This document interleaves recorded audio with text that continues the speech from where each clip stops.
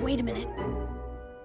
Wrong backyard! Who's there? Oh no! It's been a while since I covered The Shell and the Matchmaker, 2 episodes that showed the relationship between Gumball and Penny, and Darwin and Carrie respectively. They were both great episodes of the series, showing the interrelationships between the characters in a well-told, funny, but also romantic episode. With the Matchmaker in particular, we see that they follow up their relationship in the drama, an episode I covered later on as well. However, with Gumball and Penny, while there has been many episodes centering on them as well, I feel as though the transformation does justice, where you'd leave off with the Shell. Okay, I think you've done enough argument warm-up. Are you ready to tell her dad now?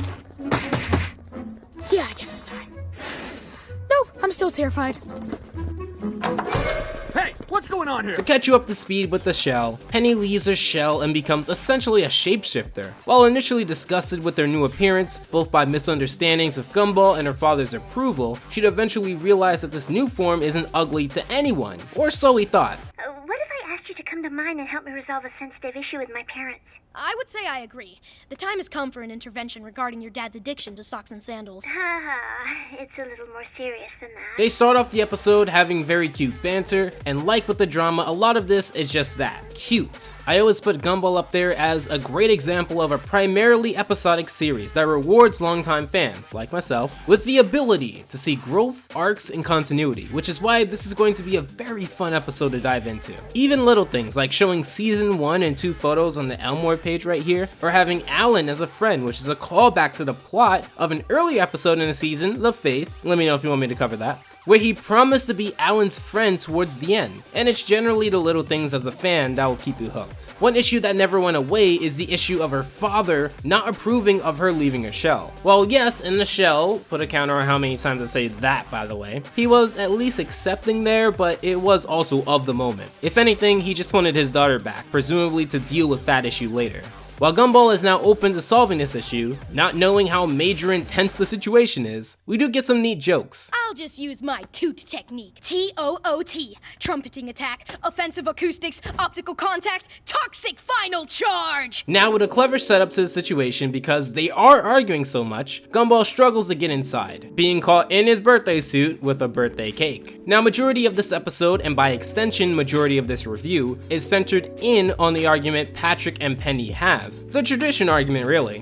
While I think Penny is right in her pursuits to be who she wants, generally when it comes to rational thought, the breadwinner makes the rules regardless, and Gumball serves as a great role in providing comedy in an otherwise pretty tense argument, with most of the setting in this episode just being here, the spot here in the kitchen. I'm not sure why they put so much trust in Gumball, considering in other episodes Patrick flat out didn't trust him, didn't like him, and wanted nothing to do with him. Do you realize what it's like for us to see you walking around basically naked? In my defense, that bear is just wearing a t-shirt, the piece of toast is only wearing shoes and gloves, and that dinosaur is wearing nothing at all. You can really separate their arguments into logic or emotion, as most arguments generally go. Penny's entire view can be condensed into there's nothing wrong with it when compared to the rest of the crazy town, and it would make her happy to be accepted in this new form, in her home, as before she was made fun of for being a peanut. Patrick's argument is that she's ruining this family's legacy by not wearing the shell. She's breaking her mother's heart by refusing to wear this shell, and he's also the leader of the house, so he makes the rules. You'll also notice that both sides speak from a benefit cost point of view, but only from their own perspective. It'll make me happier, I gotta say it. It'll make me sad, I gotta say it. But if they only spoke authentically to how to make the other person happier, they would have probably won the argument a lot sooner. Making other people come to your conclusion for you is a powerful thing in Persuasion, and you'll see this towards the end at least. We also see Penny transform into how she feels a lot more now, something we'd rarely see going forward from the shell, which is a plus in my book. They go on to say stories about how either or would go on to live less than a desirable life, outside or inside their shell, but both barely budge on their stances. And honestly, if there were any low points in this, it would be stories like this. I felt like there were part filler, part jokes,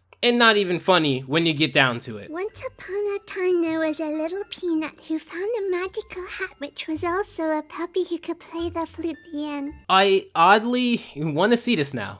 I'm not going back in my shell! And we're not like getting out of ours! Now, I watched this back a few times. Penny never made a point that she wanted her family to leave their shells. And if she did, then her own point is weakened significantly. It's kind of hard to stand on the point of wanting to be yourself when you're forcing your family to be just like you. Isn't that the exact thing you want Patrick to stop doing to you? But in her defense though, maybe she wants her family to be themselves in their true forms, so they would have to break out of their shells. But either way, I would have preferred if she said this though. Yes, I would have preferred if her argument was wrong, having flaws here and there. Why would I want that in this episode? Because then it wouldn't lean so much in Penny's favor, at least this heavily towards the end. If it wasn't for Patrick's brute forcing of this idea and silencing his family, he wouldn't have a leg to stand on in this. And this may make his character unlikable to some people. So of course, Gumball is not only here to make the situation lighter in his own way, he is also here to make a decision on their behalf. All of the threats that they do, they just have their own varying level of creepiness here, with Penny's mom taking the cake for being the creepiest. Here, have a cookie. It'll help clear your mind.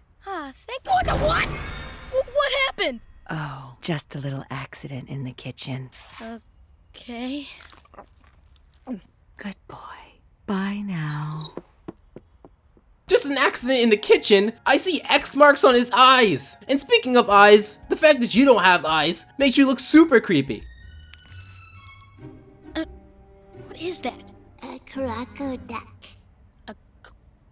Okay, cool. I'm legitimately sad that we don't see the flute story. Like, I feel like maybe I have to write it myself. Because this flute story, there's just something about it.